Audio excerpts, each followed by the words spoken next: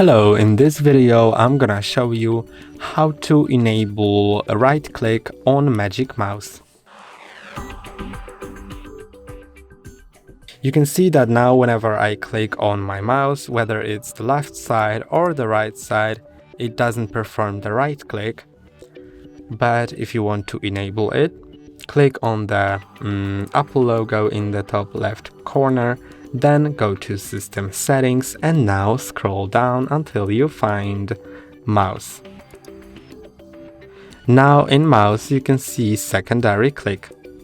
When this is disabled, then you can still access context menus, which are typically opened with the right click, by pressing and holding on your control button on the keyboard.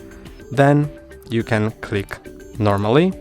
You can see that it opens the context menu, but you may prefer to do it with right click, and to do that change the secondary click to click with right side or click with left side. And now you can see that when I click with left side, it works like a left click, and when I click with right side, it works like a right click. Or you can switch it up by clicking on click with left side, so now it works like that. So this is typically used by left-handed people.